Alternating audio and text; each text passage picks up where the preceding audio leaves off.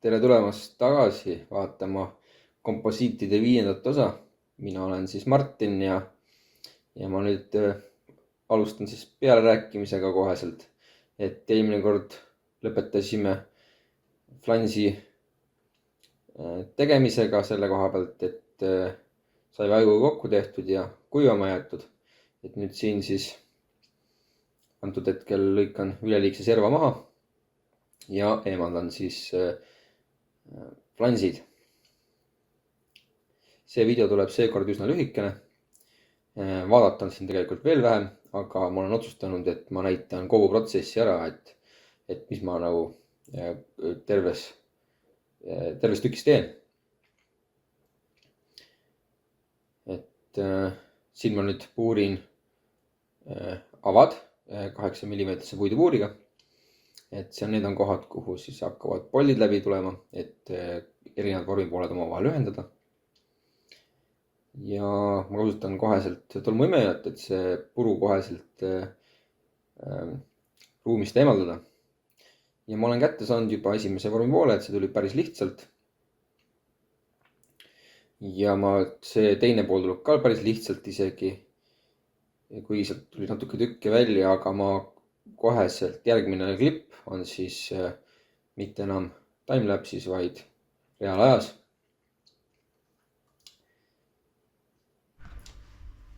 Et ma olen otsustanud, et oleks näha, et siis kuidas reaalajaliselt see protsess välja näeb, et siis labidaga ma nagu sõidan need servad lahti, et valmis detaili kätte saada vormist või ütleme eelnevalt valmis detaili. Või ütleme siis mitte valmis detail, vaid siis master. Masteri kättesaamine on palju keerulisem, kuna tal on palju vähem kohti, kust kinni võtta. Seda, kuidas ma hakkan eemaldama detaili, mida ma olen just eelnevalt teinud vormi sisse, seda näeme järgmistes videodes. Et neid on palju lihtsam kätte saada kui siis seda, et siin pole nagu neid serva, kust kinni võtta. Et siis ongi niimoodi, et ma sõidan siit selle pahtlilabidaga, sõidan siit sisse ja üritan mingisugused vahed saada. Huvikeeraga tegelikult kangutan laiemaks, kuna pahtlilabidas on suhteliselt kitsas. Ja siis panen neid plastikust mingid labidaid sinna vahele, ja nad on siis nagu kiilu meetodil. Järjest kui need palju panna, siis nad igaüks annab natukene survet ja lõpuks ta kangutab lahti selle, et nende kiilude paigaldamisel siis tähele panna, et kuhu need kiilud lähevad, et ei tekiks seda olukorda, et see kiil hoopis selle detaili sinna vormisse kinni poob. Et antud hetkel ma panen ju allapoole, et kui ma paneksin neid kiile sinna porikaare serva paneksin, siis ta hoopis suruks seda kinni.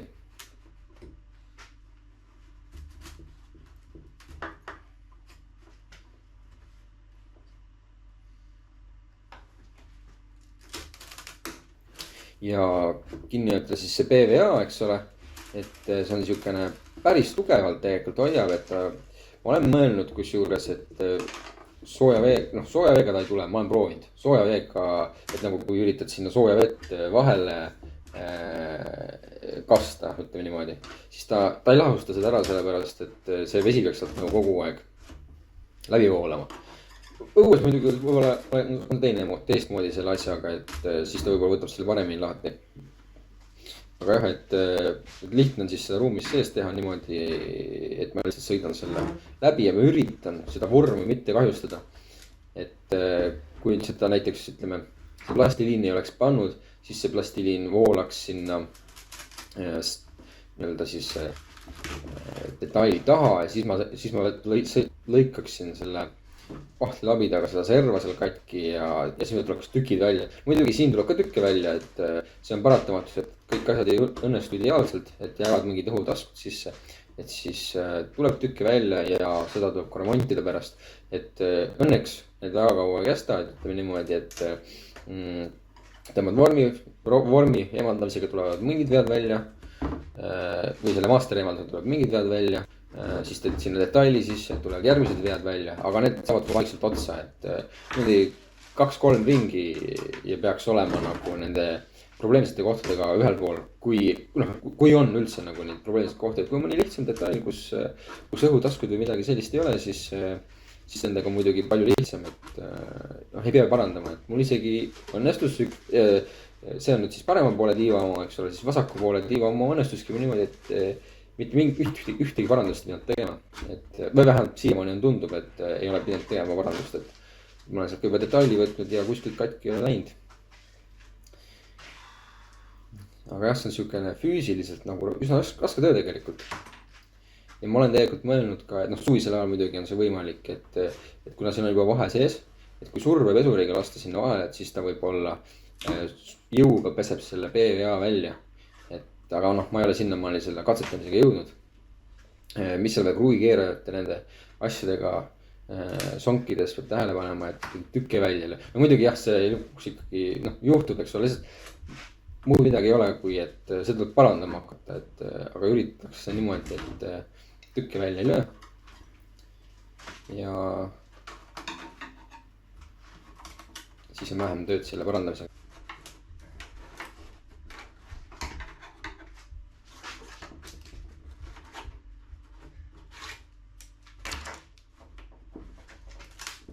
nagu ma ka siis mingist kas teises või kolmandas videos rääkisin, kui ma rääkisin nendest samadest pulkadest, et plastmasspulk siis ei riku seda ei vormi ega siis detaili ära, et kui ta seal nagu vastu ütleme väga tugevalt hõõrub, siis ta ei kahjusta seda pinda.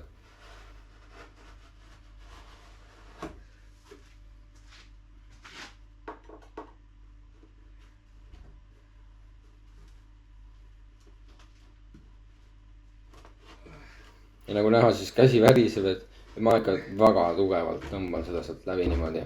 muidugi see ei ole kõige parem koht selles mõttes, et see on kaar ja see pahtlabidas on iseenesest sirge, ehk siis ma mitte ei ületa seda hõõrdejõudu, vaid ma samal ajal muljun ka seda pahtlabidat nii-öelda ümmarguseks vastavalt kaare raadiusele.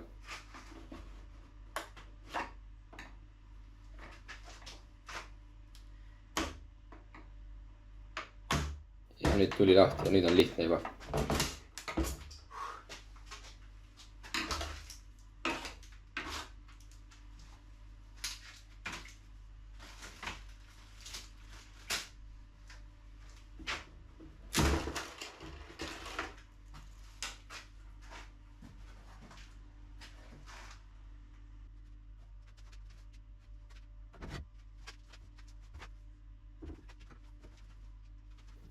Inspekteerin kiirelt üle, mis on probleemid.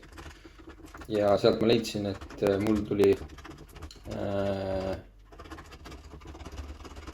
kruntvärv jäi millegipärast vormi külge, et ilmselt ei olnud see karestus tehtud detaile. ma vist ei teinudki seda karestut üleüldse, et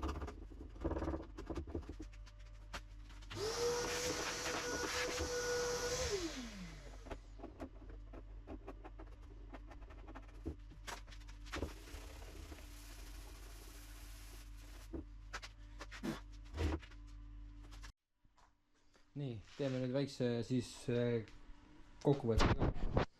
et siin on mul mõned märke tulid. see märge ei jäänud peale millegipärast, hästi õrnalt. ja siit jäi pool märget peale. ja siin on seda tunda ka, et ma pean selle maha lihvima. praegu on siin veel PVA peal. PVA kiht, selle tuleb maha pesta. PVA kiht on siis selline marras nahk nagu. see tuleb sooja käega maha ilusti. tuli väike auk siia. kusjuures väga kummaline, sest siia sai väga palju PVA-d, see nagu siia tekkis loik reaalselt ja millegipärast tekkis siin nakkumine. ja aga siin all, siin ma lasin kruntvärvi lihtsalt otse sellele samale keelkattele põhimõtteliselt, millest sama tiib tehtud oli, et ta võib-olla ei nakkunud kõige paremini, et sihuke kaotus, aga õnneks on allpool, et ma ei viitsi isegi seda korda hakata tegema. aga muidu detail jäi terveks põhimõtteliselt, kui see väike nurk välja arvata, see on lihtne parandada. siia on veel natukene materjali peale jäänud ja siia nurkades tekkis mingi jama millegipärast. tekkis kleepimine. Siin on juba suuremad tükid puudu, aga sellel detailil on näha, et on tekkinud rebenemine. Ja miks, ma ei oska öelda. Et siukest nii hullu asja pole veel varem olnud mul. Ja siin on ka mingid tükid on puudu lausa. Aga noh, õnneks see ei ole selline koht, mis väga palju määraks. Ma võin sinna ka siledaks lihvida selle koha. Selline on. Ja nüüd järgmisena tuleb siis detaili ja vormide pesu ja puhastamine. Olen alustanud detaili puhastamist, et traattärjaga korjasin kokku veel viimasedki plastiliinijäägid ja tõmbasin need tolmuimejasse. See terav serv, mis mul siis nagu ära murdus natukene, et seda harjama, seda kolmnurkset harja tippu siis lihvisin natuke vähemaks, et ta nii kergelt rohkem ära ei murduks. Ja siin ma siis nüüd pesen kuuma veega, et külma veega ei tule nii hästi, kui tuleb kuuma veega, et soojas vees lahustub PVA palju paremini, et siis ma kasutan päris kuuma vett tegelikult, et noh, kuna mul on jahe ruum, siis see vesi muidu jahtub päris kiiresti maha, et siis ma alustan kuuma veega, et ja päris mitu korda tuleb pesta, et 2 ringi pesu vist ja siis 3. kord lõputamine, et siis on ta nagu tunda näpuga, et ta ei naksu enam. Ja ega siin väga midagi otseselt rääkida ei olegi, et terve see ülejäänud video on pigem siukene informatiivne, et kuidas kogu protsess käib, et siin, või noh, ütleme mitte informatiivne, vaid selline, noh, näitab protsessi olemust lihtsalt, et siin midagi siukest olulist otseselt ei ole. Ja niimoodi nagu ma tegin puhtaks vormid, tuleb pesta ka detail, et mõlemad on ühtemoodi PVA-ga koos.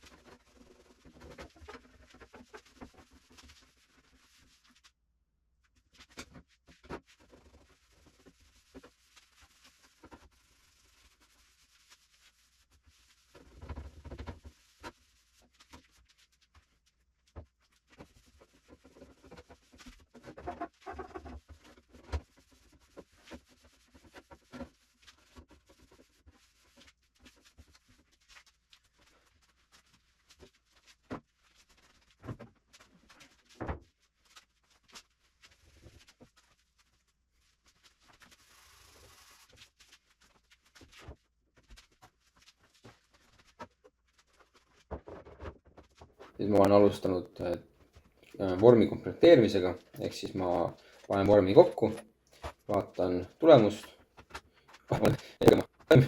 tööle. Kahjuks ei ole see kõige õnnestum versioon, et arvasin, et noh, liplikmutritega on lihtne keerata, et ühelt poolt hoiad ja teiselt poolt keerad, et ei ole mingit tööriist midagi vaja, aga kahjuks see liplikmutter ei hoia kõige kõvemini, et mutrivõtmetega kõik kahe poolt kinni keerata on palju tugevam. Ja tegelikult ma peaksin juurde tegema sinna klotsid. Ma olen mõelnud, et ühele poole kleepida vineerklots, millele on sisse löödud see keermega see, ma isegi ei oska öelda, mis see on täpselt, et siukene nagu tüübel põhimõtteliselt, aga ta on nagu sisekeermega. Siin ma panin tähele, et ma olen unustanud ühe avapuuriga. Et siis pitskruviga, see ei ole pitskruvi isegi, see on pitskruvi küll, aga ta on tänapäevasel pitskruvi siis nagu päästikuga vajutatakse kokku ja et sellega ma vajutasin kinni.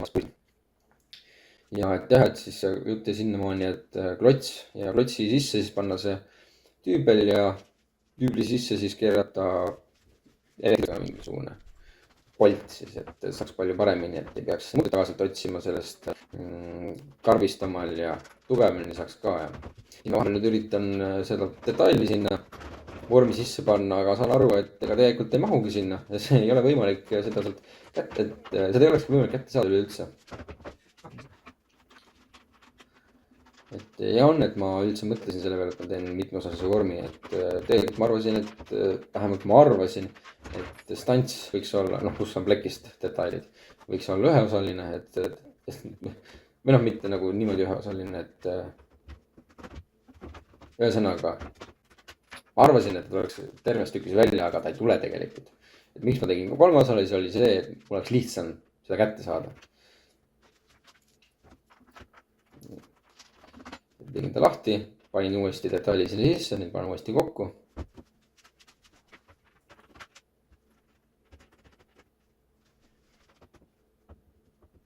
see ei ole otseselt vajalik, mida ma teen, pigem omaenda tulemuse hindamine.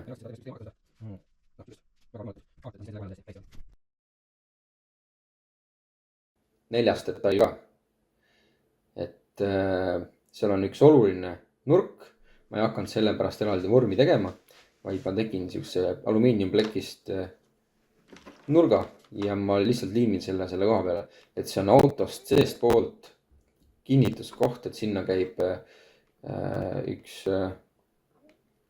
niisugune eraldi detail veel käib sinna tegelikult peale, mis on plekist, kuhu keeratakse kruvi sisse ja see detail siis selle ava ümber saab natuke mängida, et saab reguleerida sellega ja siis ühesõnaga jah, et seda kohta tuleb sinna veel siis nii-öelda vormi jaoks